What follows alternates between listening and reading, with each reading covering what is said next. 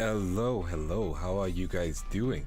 I really need to get something to fade out the music between them because it's rough. Hey Ola, how you doing? Ola Demi. There we go. I'm terrible with names. But yeah, how are you guys doing? I hope you guys are doing good, hope you're doing well, and I'm just gonna kind of be going over like campaign setting, D&D stuff. As just some of you guys know already, I am trying to work for a campaign with a bunch of Globie members. I won't say who they are yet because I'm still in the planning phase. Yeah. I learned something new from a fellow DM that's a VTuber. How sweet. Hey, let's go. That's what I love to hear, and hopefully it'll be educational, but I'll explain what's going on. So, I have this campaign planned. We already have 5 people are going to playing with us, possibly 6. And it is called Tales of Vengeance. I only have a synopsis for it. Hey Osada, hello. A bit cold, how are you? I am good. I am slightly warm, which I'll take. Because it's easier to cool yourself down than to, you know, try and get warmer. Costs more money as well. But yeah. So the plan is, I'm going to talk about the campaign idea. And then I'm going to talk to you about my process of like how I plan things afterwards. And how to build upon the campaign, and possibly explain like one key NPC without it being too spoilery, because you don't want to give too many spoilers, especially when your players can watch the stream back. So that's gonna be the docket for today. So let's begin. So the campaign that I've proposed to everyone, which it has its name, and currently it's a placeholder name, however, and it's called Tales of Vengeance. I think I've mentioned this earlier before, but if you haven't heard it, then let me explain. Tales of Vengeance is meant to be like a revenge campaign in one way or another. So it is meant to be edgy in air quotes. Not a Kamiga kill edgy. It's just like this. When you hear it, you're like, ooh, that kind of edgy, you know? But it's meant to be like, that's the basis of it. Anything can be unedgy from that point, you know? Because it's up to the players. The players have a lot of power to create those interactions, make the game less edgy, but key thing is vengeance, revenge. That's the follow through. I haven't explained the world to them yet, I haven't explained the timeline or setting, I haven't explained if it's even high fantasy or anything. So that's some things I'm gonna build up and propose to them. So I'm gonna have that written down, note it down, so you may hear some keyboard clacks, which I do apologize for. However, it's just for me to make sure I have quick notes ready. Also, I need a new keyboard because my spacebar is kind of broken. Like, if you hear it, you'll just... It's the saddest spacebar ever. You know? It's pretty sad. Exactly. Players can make the goofiest game if they try hard enough. But yeah. Let me explain Tales of Vengeance once more, in case anyone else has missed it. Tales of Vengeance. You're being wronged by an individual you have encountered years ago. Who this person was in your past is up to you. A former friend, teacher, parent. What they have done to you has set you on the path of vengeance, with others who know your pain and choose the path of vengeance. You and those you are with will travel across the world, encounter dangerous enemies, meet new friends, but will you be able to achieve your quest of vengeance? Or will you perhaps take a new path? Hey Canister. Yes. Keyboard ASMR, I know. It's nice tapping. I try to not make it too loud. So, that is the basic follow-through plot line of Tales of Vengeance. Now, what we can do with that, and there's a lot we can do with that. So, I've not given the setting, I've not given the full plot. Originally, it's just meant to be like a Tales game kind of thing, where you just get an RPG party all together. However, how many of you guys know the series Fate Stay Night? How many? Just roughly.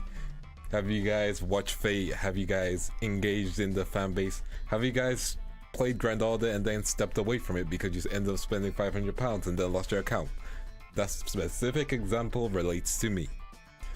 But what you can do is mess around it and possibly use a Fate Stay Night setting, you know? Hey Carrots. Fate lore is the key thing about Fate lore, which people don't try to tell you, is things are very separated. The Fate Extra universe is very much its own universe. The Fate Stay Night universe is its own mainline thing. Fate Grand Order, that's completely separate. Everything is like separated, but people try and throw it all together when they try and explain Fate. And also different routes lead to different endings and timelines. Point is, what you could do is rewrap this around in the Fate saying. So, Tales of Vengeance, people trying to get revenge. What you could do is wrap it around the Fate setting and say, hey, hey Anubis, more D&D planning, we are going. So what you could do is wrap it in a Fate setting, and basically, let me rephrase it. Basically, how you do the summary is, you're on a quest for vengeance. This person has wronged you because they've either stolen a magical artifact from you, they have dishonored your whole family, they've done something that has caused you to be at your lowest of lows and almost dying in a situation, you know? At that point, you could summon a servant. That could be your way to get back at them, you know? And the Holy Grail wars don't have to just be fights between people, because you're in a D&D setting, you can make things more complicated. You can have monsters within the world, you know? It just, the key thing you have to think about is, where do you set it? What location do you set it in? And you don't need to make it traveling around the world, just traveling around one area of a country, even a made-up country. Also, hey Ayato, do not worry, I will have fun and I hope you have a wonderful day. So you take it easy. But yeah, you could wrap it around in a Fate setting and do it like that. In that case, you would need to talk to your players and be like, who wants to be masters and who wants to be servants? I know some of my players like the idea of it being a Fate campaign, which I can do. I could change it to a Fate campaign. And I think people would be interested in seeing how it would work. And there are homebrews to make it a Fate campaign as well. So the tools are available, and I do have those tools, so that's great news. So let me just make a little note.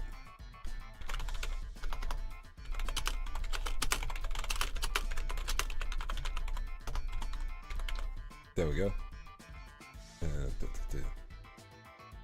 Yeah, so you could turn it into a Fate campaign, and what you would do with that is, okay, why has the villain betrayed everyone? So he could be looking for a specific magical artifact. Yeah, you have to create your villain's motivation. He was looking for a specific magical artifact, and each of the player characters are in vicinity to one. So that explains why he's there. So I could do something like, okay, he's tried to get to know these people because he wants to take control of the whole, you know, Holy Grail war. And with that, and including the party size I have, I can give the party 2 servants, you know? And those 2 servants will be played by players instead. So they'll have 2 servants which they're gonna be using for this war. They'll have 3 mages because currently we have 5 people. And that means they have 2 servants versus around, I believe it's Saber, Lancer, Archer, Rider, Berserker,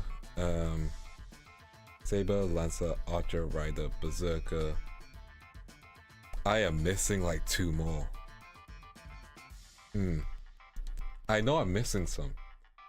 Saber, Archer, Lancer, Assassin, there we go.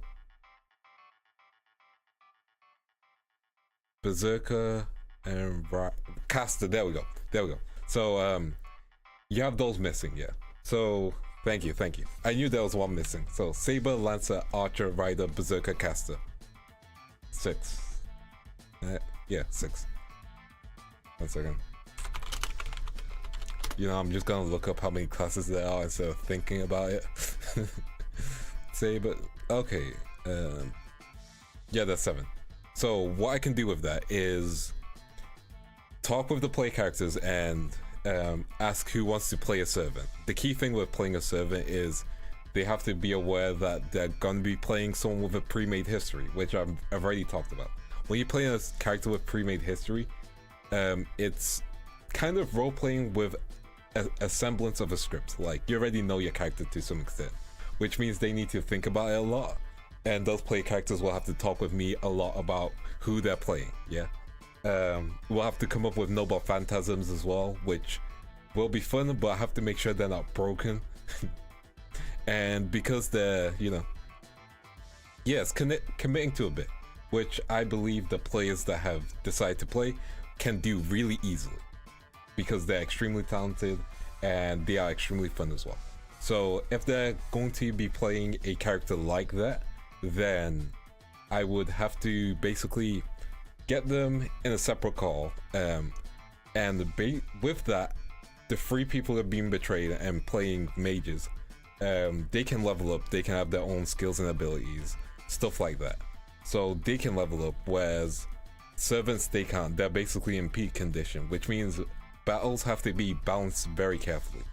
And then if we're going with the idea that, hey, they're just trying to, beat the guy who put them on a path of vengeance, I also need to create motivation for the servants. Do they just want to protect the person that has summoned them, or is there something more going on? Is there more depth in there? But let's go back to our villain. So the guy who's causing a lot of issues, the guy who's responsible for the vengeance, like, first thing I need to do is like create a character profile about him in my brain, and that can be anyone. We'll use a VTT, virtual tabletop. Oh yeah, so one virtual tabletop I use and kind of swear by is Tabletop Simulator, because I can import so many assets into that. I've made several rooms in that. A more dynamic setting is much more better in my opinion. So all of that is really much more, I'd say, more fun, because Roll20 is good. Yeah, online it's really easy to use. I think the bar of entry for Tabletop Simulator is even smaller, because it kind of gives you that feel that you're there in a room with people, like you have items, you have things you can touch, and like the dice can be moved physically in that sense. So it's like a closer way for a traditional sense. With that also comes with map making, which I'll probably do some map making streams to build up to it, which will be fun, kind of nice chill streams as well. But yeah, so Tabletop Simulator, I could use Roll20, and I could use what's it called, Fantasy Grounds. I have used Fantasy Grounds a bit. I feel like it's very modular and can be intimidating for new people. What about you guys? What tabletop systems have you used in the past? What tabletop systems do you prefer? Have you even heard of Tabletop Simulator? Ooh, calligraphy streams are super cool. I have a bunch of calligraphy programs, but like I never find them as intuitive for me, because I have an idea in my head and then certain things in the programs just aren't there, I've used Roll20 for a bit now, but now I use Foundry for all my campaigns. I need to keep an eye out on Foundry, because Foundry looks interesting, looks very cool. So that's something I'll consider. Let me just add that to my notes.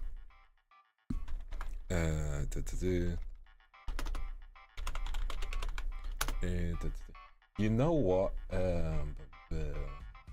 What I can do, because depending if they're available, actually, I could put myself in VC in case people want to jump in and like talk about their ideas, but I can also keep that on pause. So I'll just leave that on pause for now. I've never viewed Tabletop Simulator. Fun to see. It would be fun to see. I might have some. I could show you a quick room in Tabletop Simulator that is like my template room, but I can show that later on. Like I would like to build it up first, so that could be a stream in and of itself. Foundry can really do almost whatever you want with the modules, but it definitely takes a good amount of step to get where you want. That's completely fair as well. And don't worry about knowing letters. Like, it's all good. It's just stuff we're gonna do together. Hey, there is V. How are you doing today?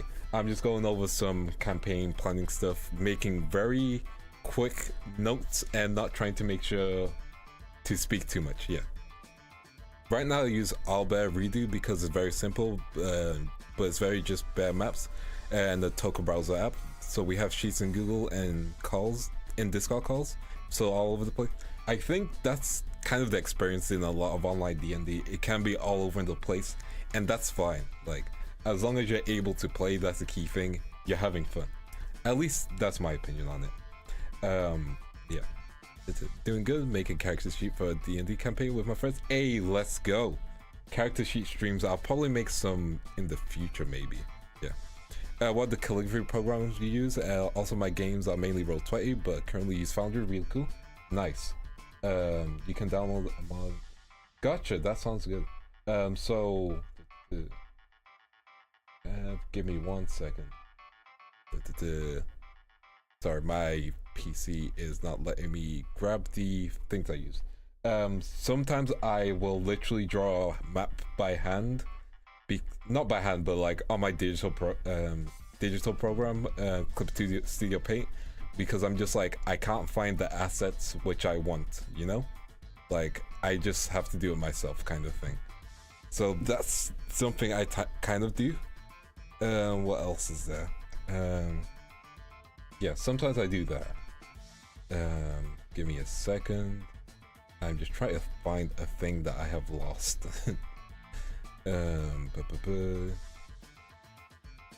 I've also used Campaign Calligrapher, but I use that to make world maps, because sometimes a world map can be just much more helpful in my opinion.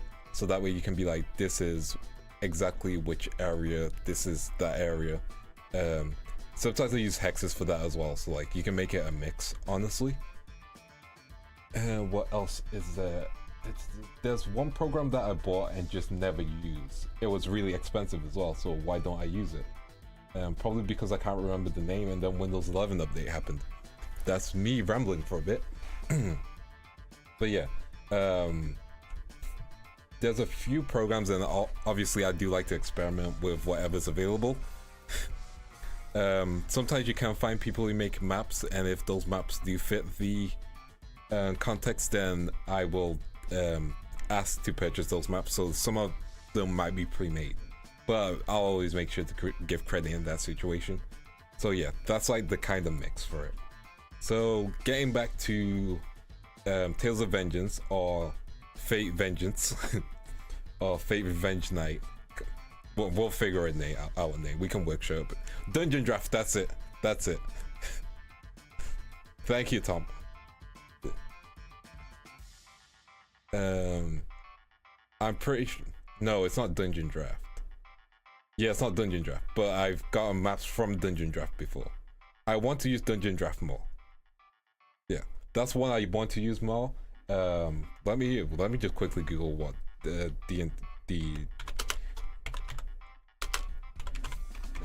programs. It is not that one. Not Wondercraft. Not Dungeon Draft. Not Dungeon Scrawl. Not Dungeon Fog.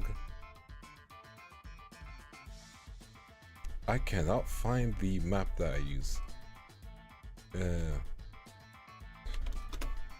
I have used a lot as well. That's the key thing. Accept all cookies. I luckily completely got rid of it. Is it Wonder Draft? I doubt it's Wonder Draft. Yeah, it's not Wonder Draft. So we're on a whole side tangent of what program I use. No, it might be. It actually might be Dungeon Draft. Give me a second. Yes, Dungeon Draft. I use Dungeon Draft. Yeah. Completely forgot I have Dungeon Draft. Dungeon Alchemist? No. Maybe you could do a stream where you show the process of what you make. Yeah, I can definitely do that. Also, hey Renee. Yeah, I am good. I hope you're doing good. Hopefully I pronounced your name right. Names are very difficult. You'll learn this from me. You'll learn it for all the characters I named. They're gonna have really simple names. Like, you'll hear a Jack. You know, there might be a Takeshi, and then there's a Jack right next to him. You know, depends on where I set my campaigns. And most of my characters don't have surnames. Renan, thank you very much. But yeah, so the plan is probably some Dungeon Draft streams in the future, and by future I mean probably next week, because I can set up a campaign in like one day. Usually I make a full-on campaign doc, so like, here's the explanation, here's how you build character sheets. Yeah, you know. Agreed, you know. Silver Wolf, Kefka, and then Sam. Listen, Sam's a cool name, but yeah, planning's going good. Planning's going good. But yeah, so I'm gonna lean over to the Fate section, but I'll explain it to the players as well. So the process would be creating the world setting. So where am I going to base it at? And with Fate, there's a bunch of locations you can use because it's basically the real world. So we could probably players usually end up calling them the king guy anyway. Yeah, that is true. Depends on how influential you make them as well. So there's always that side too. So yeah, the only experience of D&D I've gotten is watching some people play it. Planning it is really interesting. Well, thank you. I'm glad you think that way. Like, hopefully people like the planning aspect. But yeah, so first thing first, we gotta pick a setting before we do anything. So we can do modern day, fantasy, and sci-fi. Each of those settings have been used in Fate before as well. The most common one you'll see is modern day / urban fantasy, just so it's reflective of our world. And I can probably make a synopsis for that really easier. Sci-fi for Fate will be really in between. I know some players don't want to start off with that. For example, in the poll that I ran, I think 2 days ago, or maybe just yesterday, one of those days ago, I ran a poll, and the results show me that around 78% of people like fantasy for tabletop RPGs, and 21% like sci-fi, which is fair because when you think D&D, you think fantasy, you know? Planning can be very complicated, and that's why I try to make docs and like full-on sheets so I can be like, okay, hey players, here's my doc, here's my presentation, read. But yeah, so key thing setting. We can do modern day, we can do fantasy. If we're going modern day and we're going the Fate route, then key thing we can do with that is, okay, when you think of Fate, you've already been to Japan, you've already been to America, you've technically been to London, you know? So you have the rest of the world. It's your oyster. Trying to go rogue. I'm one of those DMs who encourage going rogue, because if your player gets knocked out while doing something really crazy, it's a point where a character can learn a lesson, you know? I think there's also a barrier when it comes to saying, because it's mainly advanced players gravitate to sci-fi, so there's many more things to consider in a sci-fi game. Exactly. A big thing with sci-fi games is internal consistency. So there's a bunch of internal rules within that game, and even setting it up is a lot of difficult. It's very difficult. Whereas fantasy settings, you can get away with a lot. Yeah, it requires a lot of input on the DM as well, yes. But yeah, so we go with the modern day, and by modern day I mean reflective of our world, but probably has magic in it. So we can probably say like 19 somethings, 1800s kind of thing. We can do 1900s really easily. Let me double check when.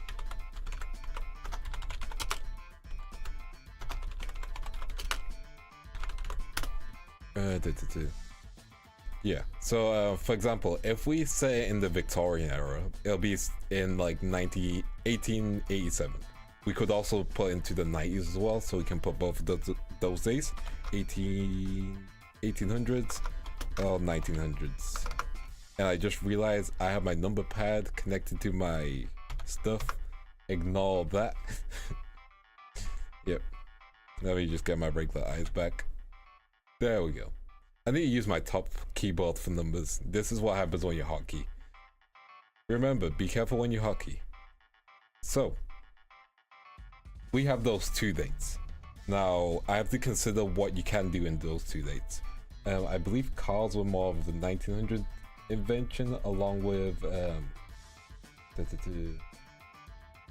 was cars 1800s or 1900s? That'll be stuff I'll need to look up, you know, so there's research involved with that. If we pick 1900s, it's more closer to what people kind of know already, so it's very casual information. All good, all good. Thank you. So like, it's various levels of casual information. And if we go with the Fate kind of universe of stuff, magic is very secretive. And then if we add the D&D element to it, we can use things like disguise magic for people who are like, Dragonborn or elves, stuff like that. Cards at least in the 1920s. Perfect. Thank you for that information. 1900s. Gotcha. Perfect. So yeah, with that, that's something you can consider. So like you can use that for transporting around. And 1900s can be a lot of things as well. And 1900s, you think Victorian era. Victorian era, you think England. So we could probably base this campaign in England and set in like a fantasy town as well. The thing you also have to consider is within Fate, there's an organization called Clock Tower. So they're based in London. So you can't set your event in London, you know? Exactly. Depends on what you do with that world. You could make it a magical revolution, or you could make it a magical de-evolution where people become less reliant on magic, and so it's kind of slowly start to die out, kind of thing. So we create this setting, 1900s. It's in England, 1900s England. No exact date yet, still like roughly planning. So 1900s in England, we have our villain still unnamed, so like just put unnamed villain.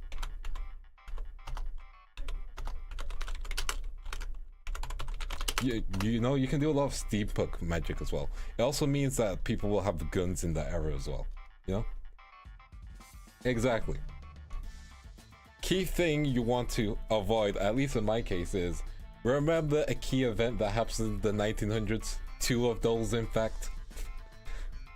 You want to do your best to tiptoe and moonwalk away from those events. Because having to put that in is very difficult. Luckily, people like Araki off of JoJo was able to do that pretty well. But also, like, nuances can be lost in a D&D game. You have to keep that in mind, you know? And you also have to be prepared for your place to murder hobo, so keep that in mind too. But yeah, spell plague type stuff. Exactly, you could make one of the people that your party have to fight a witch or something like that who creates a plague, you know? And you can make that a story-based event. Like stuff like that, which are vague, you can do that, you know? So you can make key events that would be reflective of that time. That's the benefit with doing it in modern day, because you kind of have a writing guide within it of itself. You can look through historical events, but pick all the vague events within them. So like plagues, creation of certain weapons. Heck, you could make an event being an event that happens within the story that, hey, one of the villains has created a magical weapon using Industrial Revolution kind of thing, you know? Or have created their own automations. So like, you could even use races of, what's it called? What the robot race called in D&D? Let me find what they are called again. I know they're not automations because automations just sounds wrong.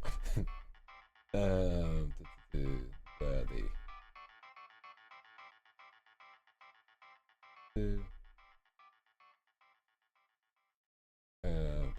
Warforged, there we go. You can include Warforged or automatons, there we go. Warforged or automatons. Thank you guys for that. Yeah, you can include those. You can make like an introduction of like 2 or 3 of those. You could even make one of the characters a Warforged, you know? So like they have to do more stuff to hide their identity, or when a Warforged is revealed, players can act more surprised because of it, because the setting lends you to that, you know? You can make things that seem mundane, like the Industrial Revolution kind of thing, seem more dangerous. Like, hey, there's a factory making magical robots, go deal with those. And then you're introduced to a robotic character, let's call him Frederick or something like that. Frederick, he's a Warforged. You guys go save him. He's the first Warforged and only Warforged that's successfully being created with his own level of autonomy kind of thing. And he can become a recurring party member or someone that helps them within their fight. So like you can create kind of people there for that. Kind of like steampunk, exactly. Like 1900s lends you more to steampunk, but also traditional magic. So you can do a mix, you know? Someone can cast Fireball and another person can have a gun, kind of thing. If that makes sense. I hope you guys are picking up what I'm putting down. But yeah, so you can have Warforged, you can have automatons. That's how they can start to be discovered.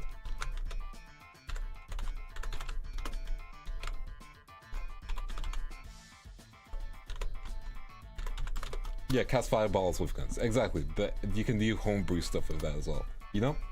So, and it can also make people who would be non-magical, for example, people who would be like either fighters or, you know, people who would be artificers. Like, artificers can have more variation within this game, even though they're not using magic, possibly. You can explain away their stuff by science. Because in the Fate universe, not everyone has magic, you know? He's really showing us what a man can build with a cannon built into his chest can do. Exactly. Like, there's a lot of freedom that you can do. Like, exactly, 1900s artificers go hard. And then you add the Fate setting into it. Again, Fate is just a skin over it, you know? Exactly. And like, because of that, it also is a slightly easier barrier of entry for people, because you're making something modern day, not too fantasy, so that way people aren't surprised or like, oh no, I don't know what to do now, you know? Like, people can have lanterns to guide them, people can use the spell light, and that can feel much more normal. Instead of people being like, okay, let me look around for a torch, I make a torch, and you at the DM being like, oh, do you know how to make a torch? Roll knowledge. Instead, you can be like, oh, you find the lighter and the matches, kind of thing. It's the more easier way to get people into it. I will use the setting for old 80s games, Rift. That's fair enough, you know? If they're not used to sci-fi, it can be a lot to take. Exactly. I think it goes both ways. If you're not used to sci-fi, or if you're not used to heavy fantasy, then definitely you can go both ways, you know? You can also do things like, for example, elves have pointy ears. Pointy ears relate to King Arthur, and then you can make your own lore, like the Lady of the Lake was an elf kind of thing. Elves have always existed, and kind of explain that they've slowly been dying out, especially because of the Industrial Revolution. Hey Ambrose, thank you for joining the stream. We are just chatting, talking some D&D, so we're just chilling, you know? Yeah, so am I making sense? Hopefully I'm making sense. If not, then I'm just rambling, which both are fine. But yeah. Pointy ears, Asterion. Oh, you know what? Who? Let me grab you. Are you busy currently? Just need you for like a quick questioning. Hey, Red Rabbit. Hey, Neki. But yeah, as I continue with some D&D stuff, so I will kind of just talk to the players, see what they like. For example, if we take the setting of Baldur's Gate, you know, that is very heavy fantasy, and then you get to the city of Baldur's Gate, and then it kind of becomes modern, but you can also see the relationship science and magic has with each other. It is very much against each other, especially in the third act, which I won't go into spoilers for. But yeah. I'm on my way to go to sleep. It's fine, it's fine, it's fine. I will catch you next time. We'll talk about D&D stuff, you know? You go rest, you go rest. I'm trying to avoid spoilers for setting up the campaign, but like, you just chill out, you relax, you know? Yeah, so, sorry, there's an ice cream van that's about to come around, and I'm gonna have to mute at that point. I'm EB, hope you have an amazing stream. Thank you, Dango. You go rest up, and I appreciate that. Who?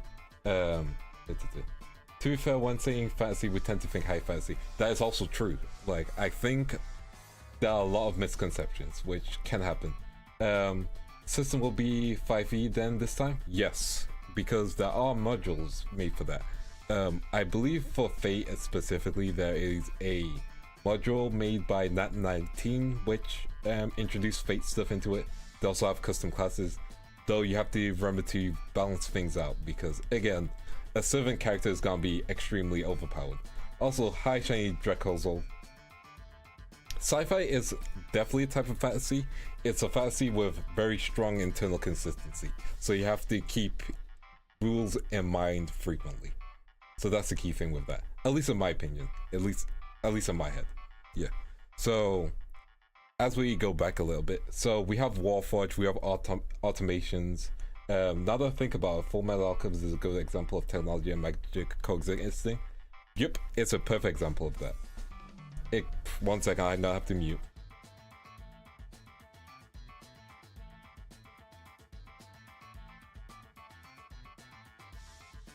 Sorry about that. Literally, it's a very specific ice cream van.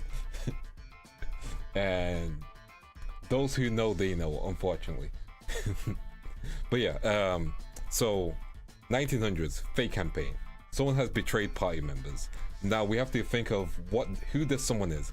Are they extremely influential, or are they just some random like gambler who just knows the right people? Because we could go with one end or the other. Do you want to make them someone extremely calculating, even in their emotions? Because we could make a character like that. So like, we could make a character who's like, I have so much to do and so little time.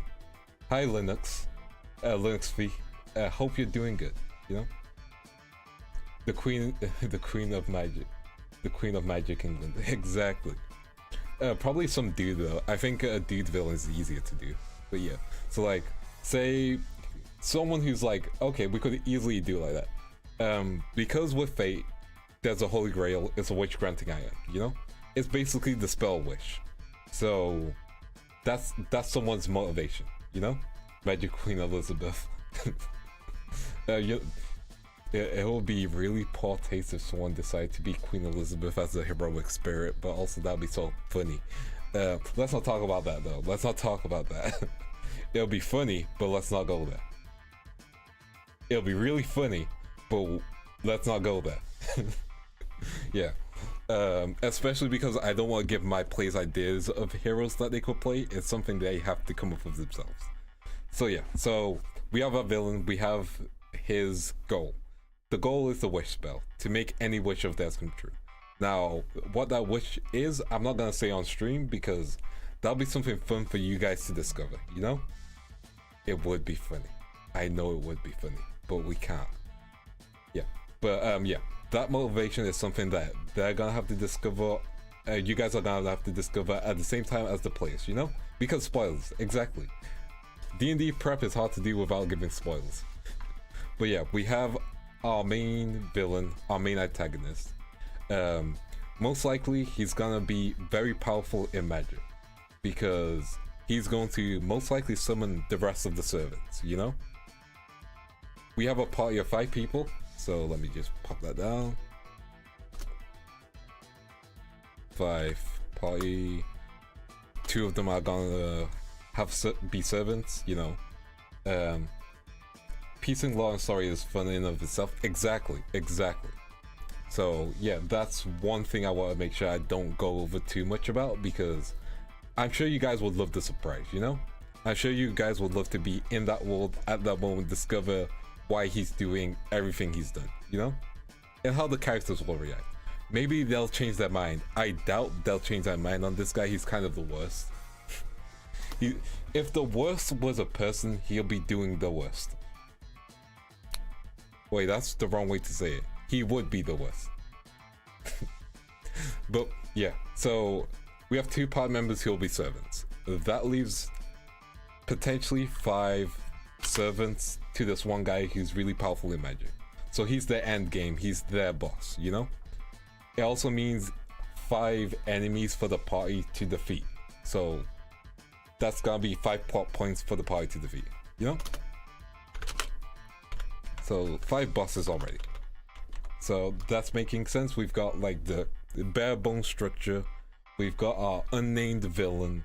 He's motivated to get his wish. Hey, Miel. Also, thank you for Globie News. I'll tell you when you can tell who's playing. I'll let you announce who. Hey, how are you doing, Miel? I assume you're very busy, so I can't pick your brain about something. But yeah, so possibly setting in England. There's multiple countries in Europe as well.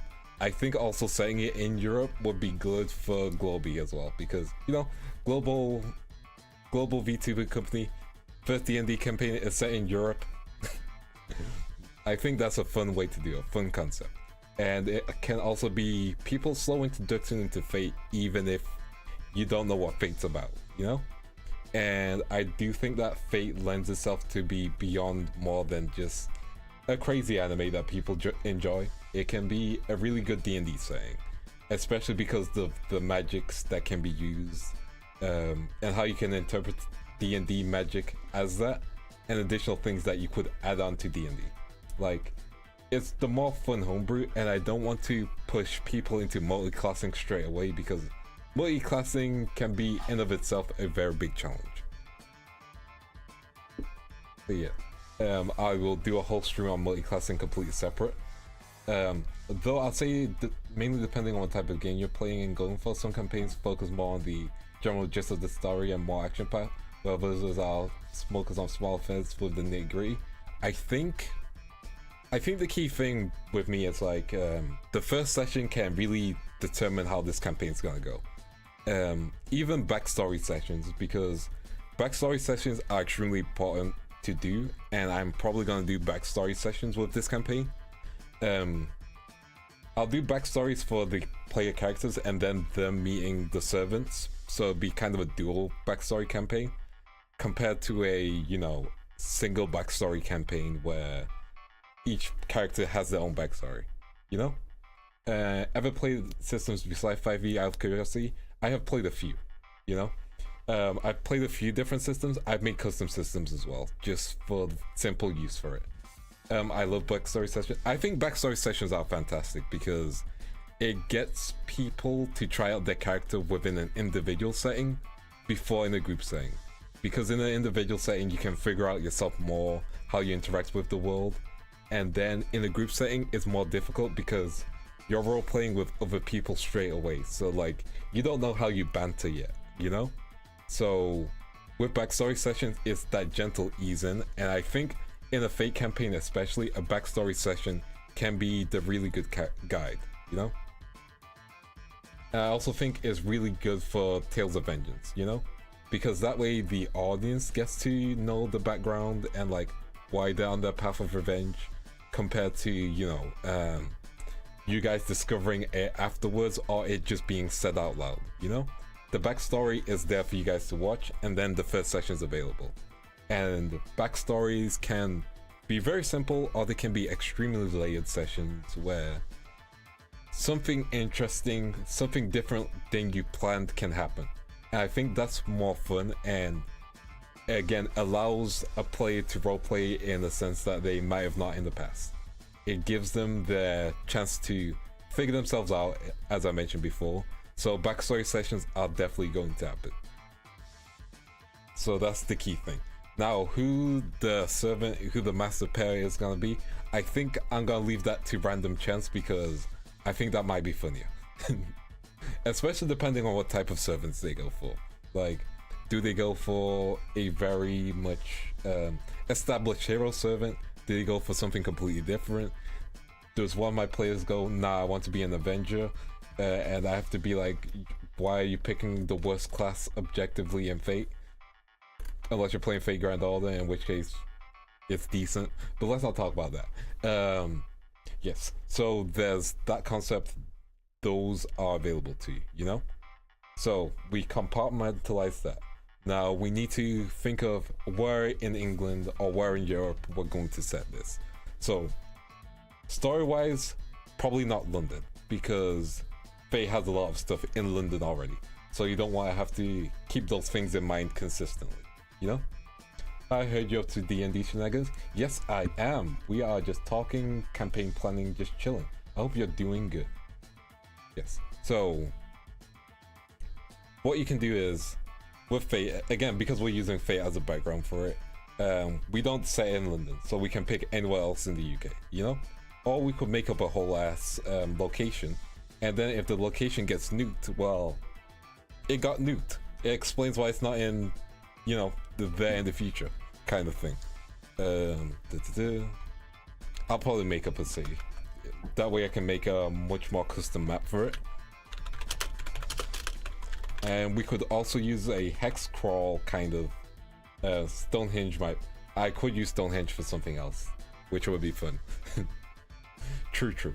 We could make up a city. That's one key thing which we could do. We could make up a new island which has appeared.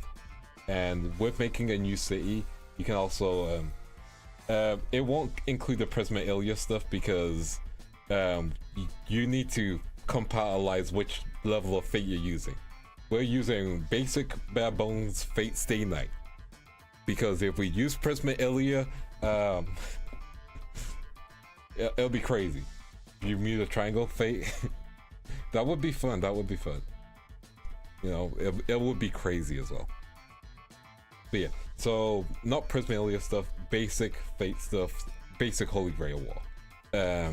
We've seen how Holy Grail Wars can also go wrong, so it's very simple in that sense. Plus, because the characters are after vengeance, they're not going to be looking for the Holy Grail itself. They're just gonna be looking to fight, or looking to get the Holy Grail to be like, hey, unnamed villain, you can't have that, you know? Also, hello, welcome to the stream. We are just chatting, we are just chilling, we are just thinking of things. Yes. So, we can make up a city. That's one of the things on the docket. We also have to think about what races we can include, because we could homebrew some races. You have to consider the importance of Asimars and why they exist in your world. So we can justify Warforged with Industrial Revolution, you know? You can justify magical creatures because, hey, mythology have some sense of truth into it. Creatures that are more difficult to justify, like Dragonborn, they're just hardest to justify. So there's probably like 1 or 2 of them available and hidden with hoods, you know? Orcs, again, harder. Bugbear, more difficult. Centaurs, we're just gonna have to get rid of those. You know, cut things down. You don't want too many things. As long as you can disguise them / justifying them in the world, they're good. Aarakocra, probably not. Bird people would be difficult. But the good thing with that is reducing what's available to you makes it much more easier for you when you're planning, creating things and stuff. Power pins.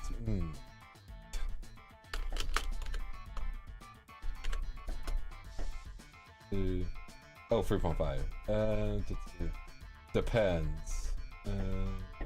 Probably not though, because I think that'll be hard to hide. So we'll probably keep it simple with basic races within it, and probably some custom ones. Yeah. You know, Fro, I think you are correct. Do you think any members are down for D&D? I already have 5 players, so we're already chill. I'm not gonna say who yet because it'll be fun to build up to it, and it'll be fun to like release characters. We're probably just going with 5th edition because easiest to get newer people into, most streamlined. I do know 3.5 is much more flexible and has more detail within it, and I get that, but it can be very intimidating.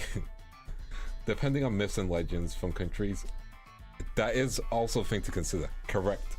Stuff like that can be heroic spirits, especially because heroic spirits don't really have to exist. They just have to be legendary, you know? AD and D2E are my preference for D&D systems. That's completely fair. I kind of like mixing things up. Min maxes break the yes. Yeah. Well, it's again, it's complicated. I usually just go 5th edition because it's there, it's easily available. I can explain things to people much more easily.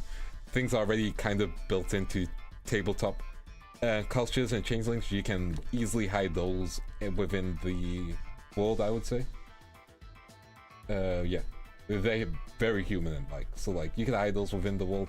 You'll probably have to change the lore a bit just to fit the world much more better, because they have a lot stronger connections to fantasy, you know? At least that's what I'm thinking. and I could easily be wrong with that. That is very much an interpretation. But yeah. Hey, Scarlet. If I can't be a kobold, I don't want it. Listen, I'm grabbing you for lances, it's fine. I don't think that's kobolds and lances though. But yeah, that's like a future thing. But yeah, so you've got your saying 1900s England. So we don't have an exact date yet. That can be whenever. We just make up a city for when the event is going on. Now with your villain, again, he's unnamed. We need to establish a tone. Do we make him appear sweet on the outside and then give him the public image of someone who's like a hero, someone who's well respected, someone who's basically in charge of the city, so things feel very dangerous and fearful? Or do we make him kind of like a ghost, a nobody that no one knows any information about, and that's one of the biggest obstacles players are going to be having, trying to grab any information about him? Because we could do both. We could do both. Both sound good. At least in my head. How do you guys feel about that, chat? Do both sound good, or is there one preference compared to the other? Again, see, this is the nice back and forth, you know? Maybe a villain who's widely known, but no one can do anything about him.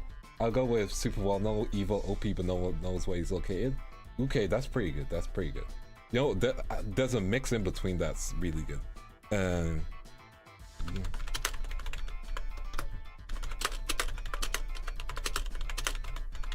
See, the key thing is I wouldn't make him openly villainous. So when you're watching the first session / backstory, you can't tell who the villainous guy is straight away. That's the key thing, because you want to build it up for a surprise, you know? You want to like kind of make him feel dangerous without being dangerous, you know? He needs to have a presence without it being like, I am evil, mohahaha. He needs to be able to walk into a room and go. He needs to be able to walk into a room and the room loses all sense of music.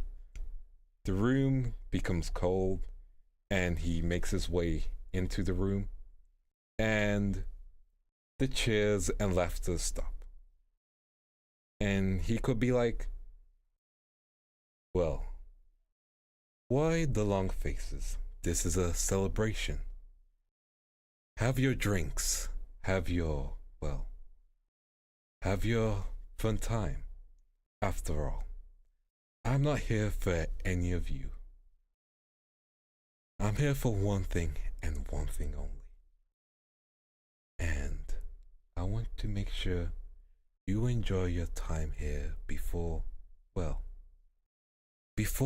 I make the world change. Before we together will make something beautiful. Because this isn't just about me. This is about all of us in this very room. We are about to make history. Now, that sounds villainous, but also within the context of the room, he kind of sounds like a good guy, you know? He's about to make an industrial revolution, to say the least, you know? Classy villain, classy vibes, that's the suaveness you need. Because if he's well known, you need to make sure he's suave. You need to make sure people believe in his words, you know? He has to be confident and he has to be oozing this, you know? Mad scientist is difficult to do. But like, you want to make sure he seems calm in every scene. Okay, he needs a weakness like an overprotective sister. True. He's about to debut his extremely polite everyone be me should die but serve me his white plan. True. You know, that is good. You need the key thing with making a villain. Anyone can make a villain. All you need to do is make someone kick a puppy, you know? Hi Kai, welcome to the stream. But like, anyone can make a villain, just make someone kick a puppy. Whereas creating something relatable to him, so like once he leaves the room, he makes his way upstairs, he sits down and he's sitting next to a bed. The person on the bed is asleep. He holds their hand and goes, "Soon we'll have everything we ever wanted. Just eventually you'll wake up and see the world I've created for us. And you'll be happy. And that's all we need." And then he leaves the room. There we go. We've humanized him, you know? This isn't law we're gonna keep, maybe. This might be law we're gonna keep. I've not established who that person, his hand he was holding. That could be anyone. That could be his mother, could be his daughter, could be his sister, could be his brother, could be his father. It could be any kind of thing, you know? Yeah, nothing more dangerous than a wife and kids at home, you know? Hey Lotus File, welcome to the stream, welcome to the stream. We're just building up our villain. But yeah, he has a weakness, he's tragic, you know? The thing is, you don't need to truly make him tragic, because let's say once he dies and the truth gets revealed, yeah. Actually, I won't get into it too much. Because I want to keep this secret. But let's say if the key thing is, if he dies at any point of the plot should still be able to continue, you know? And that can mean very dangerous things depending on how you interpret it. But he's a villain in the sense that depending on where he dies, the story continues or just ends. If we get to the end, then he just ends, you know? I wouldn't want to give them like a tragic childhood, like 1 second. Let me do the thing where I'm stopping the music again. Let's get into the serious situation. Let's get into the villainous mindset. Just imagine he's sitting across in a table from someone, a business associate. He has a glass, he's drinking his glass, and he looks up. "You ask me why I'm doing this. Why I'm, well, putting this whole city in danger. And you could say that. Or you could say I'm saving people from the pain that they will experience. Unimaginable pain that they will go through. And from this pain, something beautiful can be formed. You ask me why I'm like this. And it's very simple. There was no one to save me, to save my family. But maybe I can save everyone else's family." He sips his glass and leaves the room.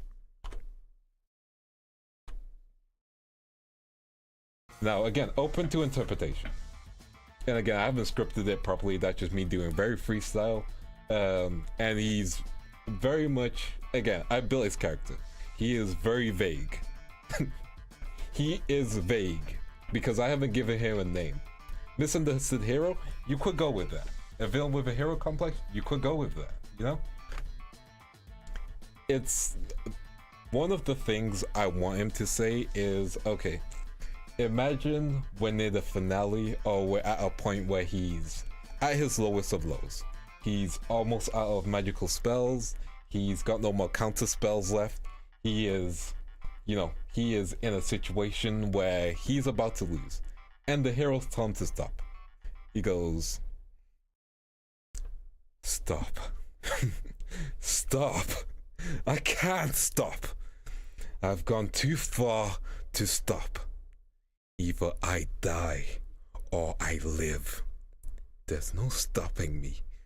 There's no redeeming me because I do not need to be redeemed. I'm the hero." Kind of something like that, you know? Again, freestyling, that's probably never gonna happen. Depends on where the story goes, you know? And I've taken what you guys have said about misunderstood hero and I've added that into it. Incorporated stuff, you know?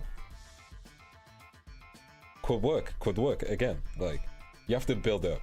However, you know, it's easier to think of him as possibly an anti-villain instead of an anti-hero, or a hero in that sense. Because let's be honest, everyone's the hero in their own story, you know? My favorite storyline was that Albert defeating Luchajo and he took a penalty up to all defeats if he lost his mask. Damn. Sometimes it's rough out there for luchadors who are Alberts. But yeah, like, you know, you can humanize someone. You can make someone you can humanize someone really easily. Like, give them something that makes them human. And then, let's say the party, you know, it's Tales of Vengeance. Let's say the party want to inflict the same level of pain that he's inflicted onto them. Well, you know, you've taken away someone's humanity, which means pretty bad ending possibly. Like, options are available as to how the story can continue. Sorry, there's some like knocking going on. Apologize. And misconstrued notions that are accepted as the norm in society can be a good place for a young person to learn about the bad parts of society too early. Exactly. But we don't need to talk about his backstory too much because again, that can be discovered, that can be learned. You just know his tone. You know his tone is very much, you know his tone is very much my presence when I enter a room is noticeable. I'm not inconspicuous, but people don't know how to find me. I find them, and only when I need to find them. I'm the master of my own destiny, etc, etc. Cliches like that, you know? Like, he's built like a villain. He is saying villainous stuff, saying villainous things. He's saying the lines. But yeah. Oh yeah, no, definitely. The thing is, me knowing the backstory works better. For the audience, it works better as a surprise, you know? Because you don't get to see behind the curtains. And like, I can do a stream afterwards when things are revealed, explaining stuff properly, both to the players and to you guys who are watching the stream. You know? Yeah. Like, and the thing is, sometimes you can just make a villain who's evil for the sake of being evil, which is harder to do, but you can do it. Wax mustache, Tully, maybe a little JP from JP from Street Fighter. True.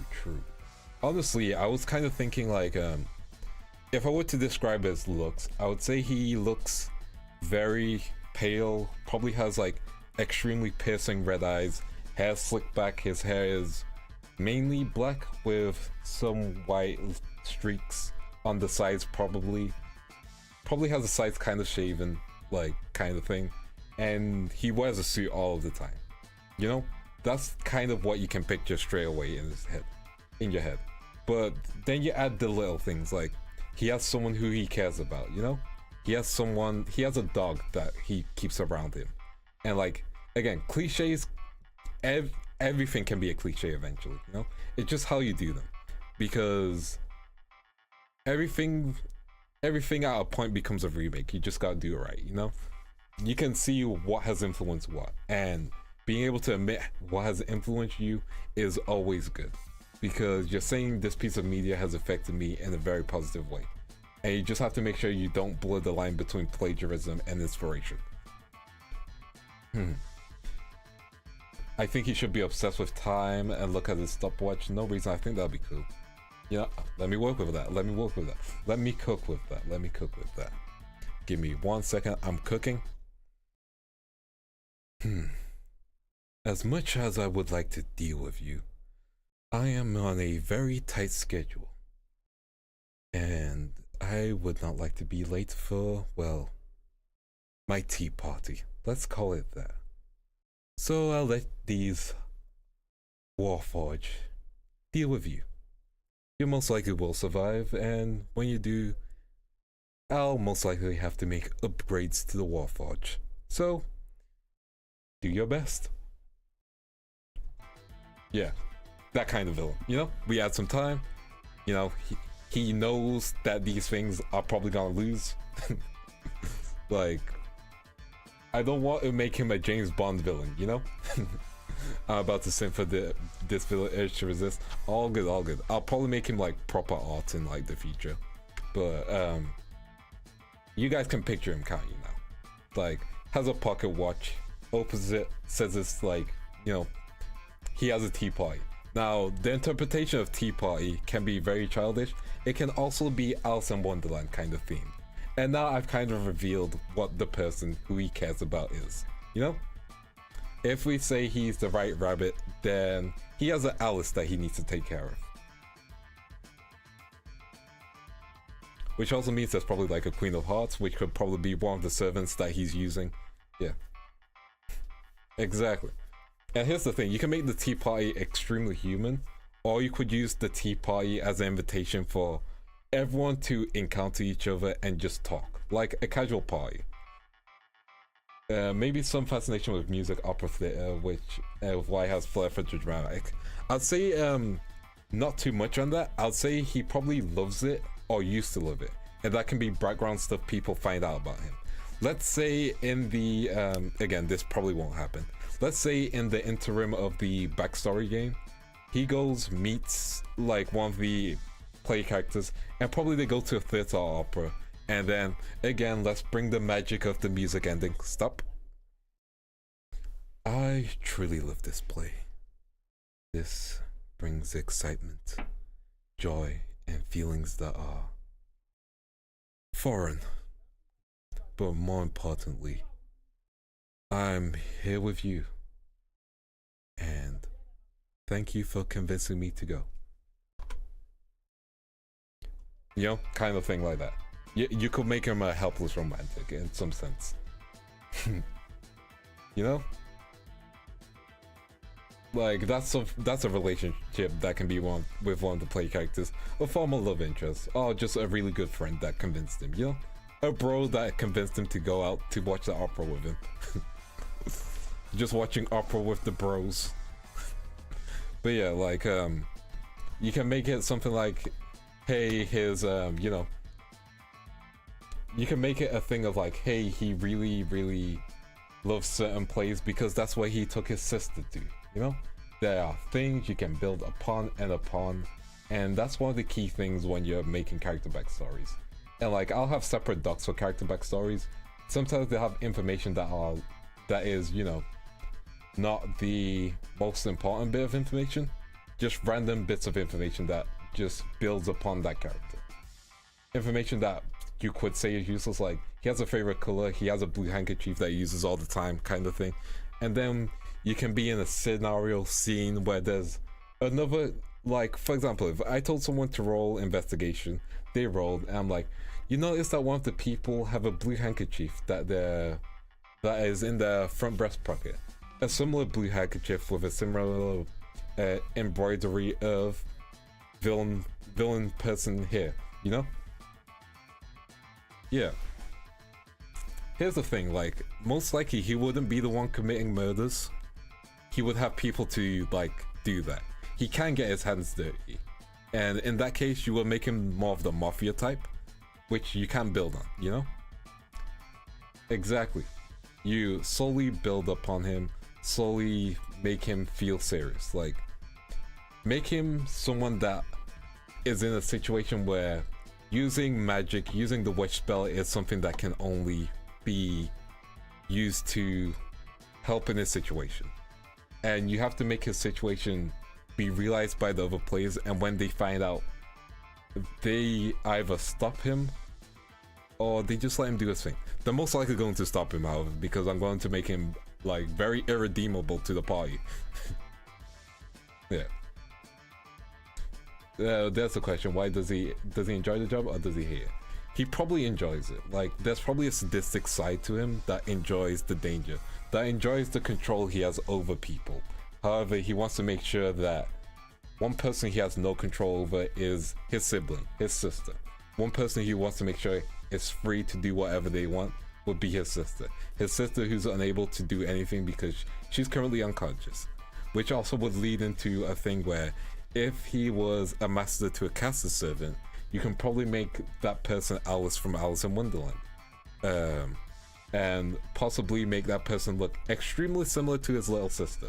However, they treat them with disdain because that person's wearing his sister's face, kind of thing, you know? You build upon lore like that. You make him feel human. You make him understand why he's angry all the time. You make him... when he dies, you want it to be something that has impact, something that can be felt, you know? Something that's not just felt for like himself, but felt for other people. Various hints spread throughout the story, be it random gossip or photo album. Exactly, like, you gotta make things very like simple, very... You have to basically, because he's well known but no one knows how to find him, you have to give clues, you have to build upon his life.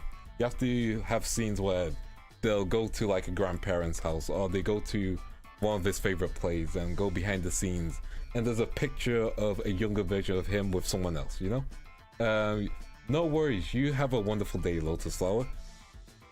But yeah, you have to create those clues, create those insights, and create that danger, because again, if you want to make a dangerous villain, if you want to make someone just be evil, make them kick a puppy. Whereas if you want someone with layers, someone who can make a room pause, but then also, you know, give some level of intimidation and then humanness, like have scenes where he's just talking with the party, because he knows that they're not going to fight, not now. There's no time for that. Time is the most important thing to him, because he is running out of it. Or maybe someone close to him is running out of time. You got to make it feel real. You gotta make the world feel, you know, continuous and all that stuff. Like, yeah, you gotta make the world feel continuous, feel moving, and feel real, which is the key thing. Because if it doesn't feel real, what's the point, you know? Where is the story going? Where is the next part of this life kind of thing, you know? So that's at least my thoughts. How do you guys feel about that villain, you know? How do you guys feel about his tone, his motivation, which I haven't explained fully yet, but like his motivation, how he would interact with the world, how the world interacts back with him, you know? Do you feel that it's right for him to have that level of power and influence within that world? Or do you think it's something that is very much, you know, I believe he's deliciously morally great. Exactly, you know? Yeah. Since you're planning on making the villain irredeemable, give a time where the normal good isn't quite as important. Exactly.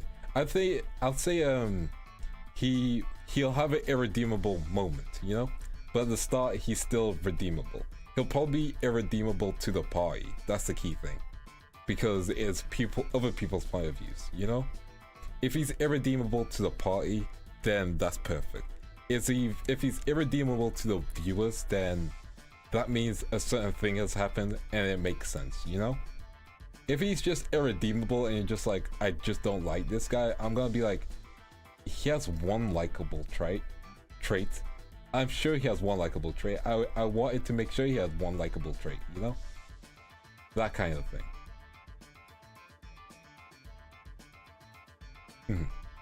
Then good. Maybe slip in an NPC in the party to get a chat and snack it. Probably. Like, it's really easy to do stuff like that. It probably doesn't even need to be in the party. What you can probably do is, because in the backstory game, you can make things feel really dangerous to the players, and you can make things feel irredeemable to the players, you know? So if he's there, he's doing good stuff, and then he does something really terrible, then, you know, then at that point, then the players are gonna be like, he's irredeemable to me. Because when someone does something terrible to you, it's to you, you know? And even though you hear other people's feelings on it, it's not gonna be as the same to, you know, as the same to how it feels to you. Probably has, because he's controlling X amount of servants / X amount of people, what you could do with that is the how. So if he has that many servants in control, then what you can do to make him irredeemable is it required a lot of blood sacrifice to do that, you know? It required a lot of death to bring that much magical energy. You could do something like that, you know? He destroyed a whole town beforehand or something like that. Like a whole village. Twig, hey yo, how you doing? We're doing some more talky D&D planning kind of stuff. But yeah, hey yo. But yeah, so you make him, in the sense, you lead up to the thing he's done that's irredeemable. Where you're like, he has gone too far, we need to stop him, kind of thing. And that's really easy to do, I'd say, at least in my head. Because writing villains that are human is really easy, you know? And you probably do the generic thing of like just make him like human in terms of race, because, you know, humans are the most dangerous type of race, blah, blah, blah, in law kind of thing. How goes the plan? Plan's going good. We've kind of talked about the setting, kind of what campaign we're gonna be doing. So for those of you who have missed out, I mean, did Oriole exist in like the 1900s? If emotions are thrown in, there tends to be easy. True.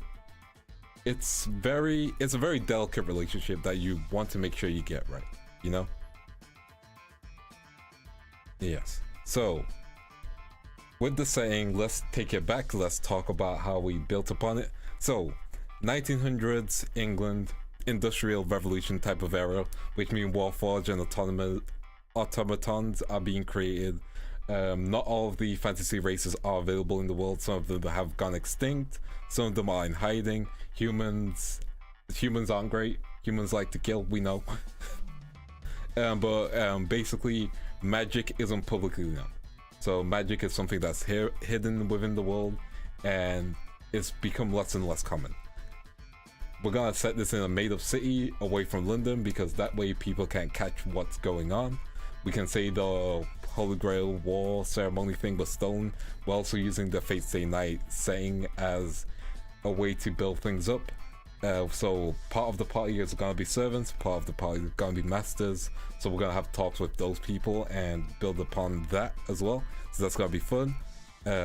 Potential 5 levels of bosses in 5 different areas kind of thing. We have our villain who is unnamed currently. We'll figure out a name. Maybe his name is Bob. I'll probably need to figure out his class as well. His class will probably be Assassin if we do... Well, not Assassin. Rogue. There we go. His class will probably be Rogue. When I'm making his character sheet, which will be fine. We're probably going to use 5e as well, so that's chill.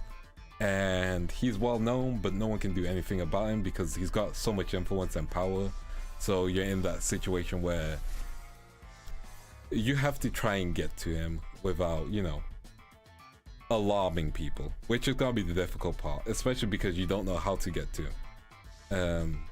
And those are the key things we discussed. Then we've discussed his personality, his personal feelings / traits, things that he keeps hidden, stuff like that. So that's really good, I would say. If we head back into the world building, what type of town / city are we going for? Or do you have cities and towns in between it? So that way he's in charge of the big city, but the party are staying in the small city outside of the big city, so that way they can like slowly scope out the area and not be too worried, because we're having a villain who's basically in charge control of the city, so they have to build up to it. We can also build side quests which will help them establish connections. And then one of the key things I mentioned was always active world in the previous D&D stream. So with that always active world, we gotta make sure that he's constantly moving, constantly rotating, encounters can happen, he's always on time. Let me make sure he has the clock stuff on his details.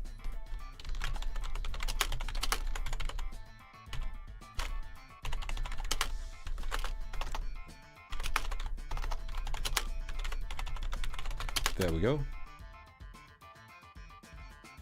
Probably not. What I'll do, again, because it's gonna be backstory games and it's gonna be the key thing of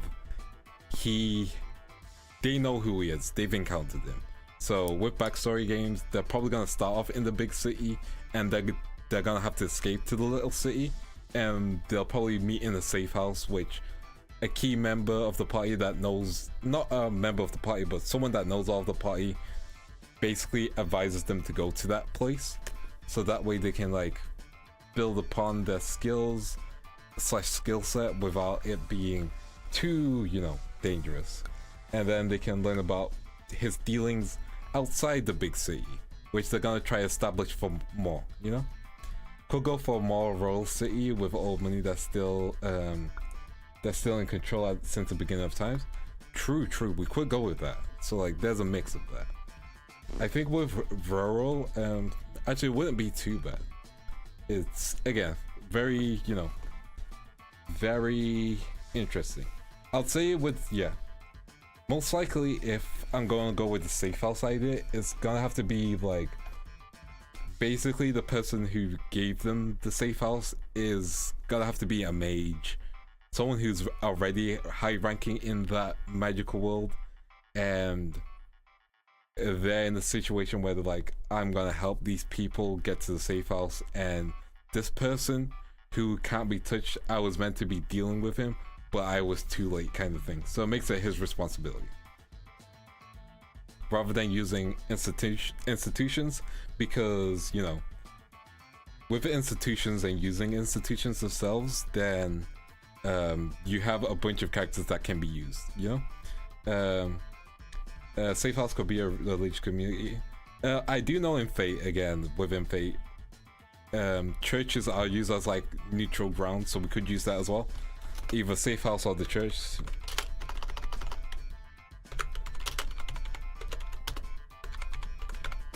Listen, the church is crazy in Fate, I'm not joking. But yeah, we can use a safe house, we can use a church, we can use that as neutral grounds where he can't do stuff, because if he does something there, then people would basically investigate him. Like the big eyes of the magic world would investigate him, and then his plans would be, you know, like really kind of not great. That person that helps him get to the safe house could be used for some small plot twists later on. He could probably use him for some side quests, because we don't want to give too many twists, but a twist would be good. And I won't say what the twist I have in my head is, because then that might leave some information away. He would make an enemy out of those he can't fight just yet. Nah. He would do his best to avoid it. Like, he's trying to run on stealth mode, basically. But yeah, spoilers are the key thing that I can't get into, because again, my players could just watch this stream.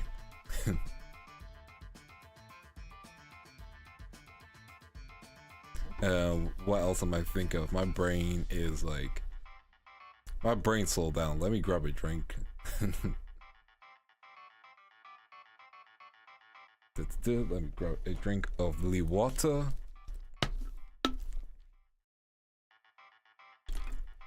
Yeah, I was just kind of like speed yapping. But yeah, so you make that intro, backstory sessions, again, that gets determined by the play characters themselves, and that's one thing I'm gonna have to talk to them about, which is gonna be good. So like, I'm not even worried about that. So that'll be a good section / a good part, which will be really nice to go through. Yeah, so there's no rush on that, so that's the good, really good part, I would say. There's no expiration / rush date on things, although if I do rush things so I can get things done for May, that'd be really nice. But yeah, world building is one of the most fascinating parts of stories for me. While I very much appreciate the intricacies and nuance of character, world building I think is very more important. Is it gonna be one of those street campaigns or a personal one? I want to stream it. I think streaming it would be really fun, and I want to do a thing where I like guests play the 6 character role. So like a guest might come like for one session, Yeah, I guess might come for like one really quick session, which might be really nice, and it builds more like relationships and lets people who haven't had the chance to play D&D play it, you know. And like I know how to stream a campaign. Now I'm gonna show you how I do things in Tabletop Simulator real quick. Let me just get that launched up. But I also think my rooms aren't there, which is the annoying part. So I need to like double check.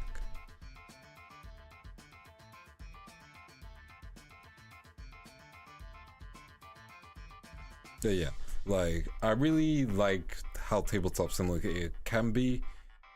It can give you the table with the grid on it. It can use its own grid system as well, so that's even better. Let me just see if I can find it. That's like a 5e room, which needs adjusting. Yeah, the main campaign will be streamed. What about backstory? Backstory would also be streamed as well. Looking forward to having you campaign to listen to while doing chores. Hey, that's the best time to listen to campaigns. I don't think this is the right room. But yeah, this is definitely not the right room.